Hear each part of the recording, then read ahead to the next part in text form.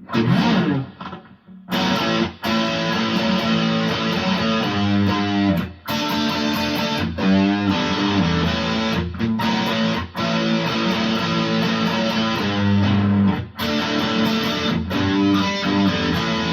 lightning's all I need, my satisfaction grows.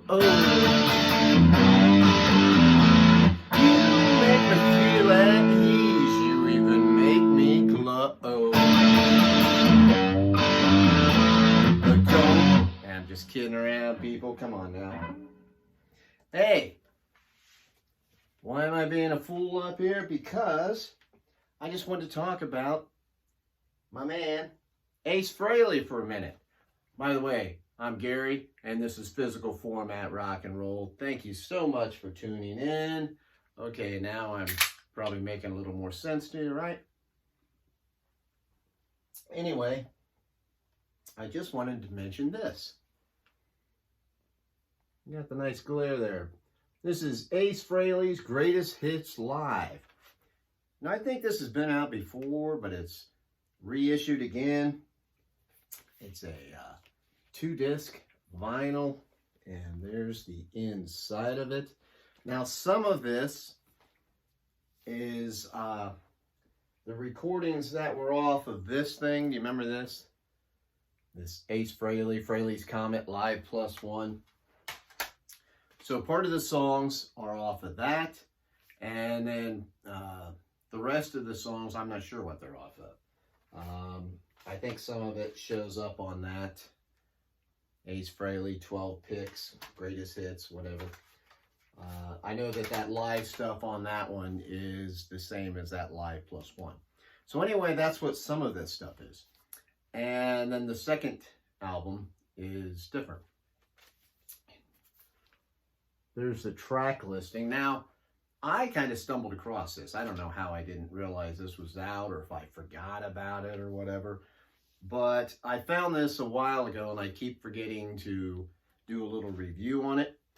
So I thought I would do it now, because maybe there's some other idiots out there like myself who forgot all about this being out. Now, I'm a big Kiss fan. Love Ace Frehley. I've loved Kiss for years. So I was pretty excited when I saw this. Now, there's good and bad with this, in my mind, okay? First of all, it's great because now I've got Ace Frehley live on vinyl. Didn't have that before, right? So that's cool. The bad part about it is because it was taken from this Live +1, so we've got two different drummers on here, right? Anton Fig is playing on the second album.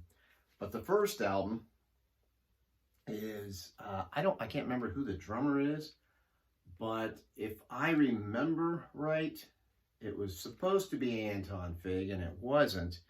And instead, they have this other drummer who I can't stand him on this album, okay? Ace sounds good. I mean, Ace is Ace, right? He's not the best vocalist in the world, but it's cool.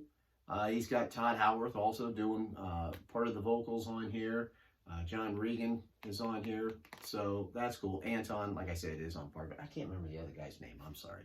But anyway, that's what has always bugged me about that older one, was the drumming on it is so stiff. And I think part of the problem was, if I remember right, the drummer on this, like, kind of had to jump in at the last minute type thing. So why they use that for the live recording, I don't know. Because that's what it sounds like. It's, okay, you all know, like, Shock Me. The cool drum intro on that. Then they go into it. On here it's dun dun dun dun dun dun, and they go into it. It's like, everything is, there's like no swing whatsoever on the drums. There's no groove on part of that. I mean, it still sounds okay as long as I like try to, just listen to Ace and the rest of the band. It's cool, but you could definitely tell the difference. As soon as you get on the next side, and you've got Strangers in a Strange Land, which is really cool to hear that live. And the drums are so much better. Rock Soldiers live on here.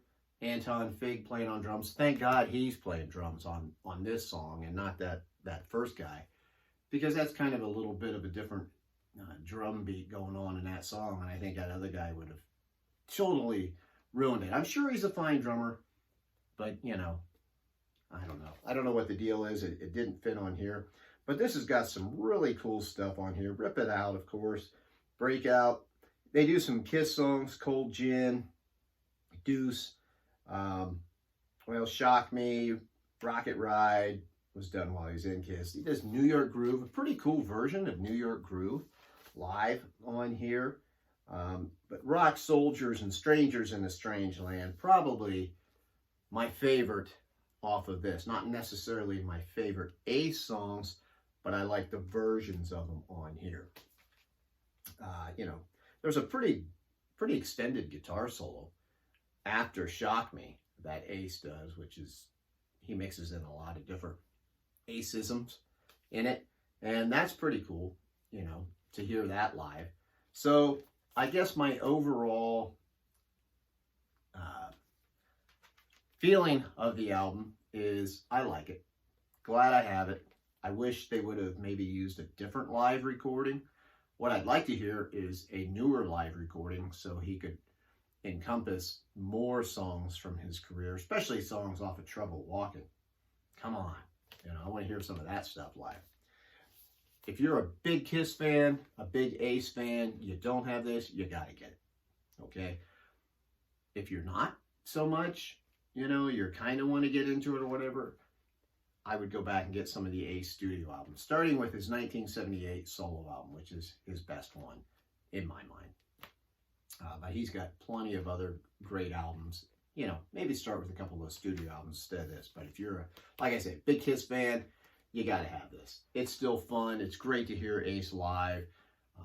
Hear his guitar blasting, hear him singing and talking and stuff. It's just really cool. It's fun. It's a good album to have if you're the collector, if you're the big geek Kiss fan like I am, then yeah, you got to have it. But if not, maybe you skip it. So anyway, thank you for watching. I greatly appreciate it. I am on Facebook and Twitter if you want to check me out there. In the meantime, I'm Gary. This is Physical Format Rock and Roll. And my rock and roll friends, I will see you down the road.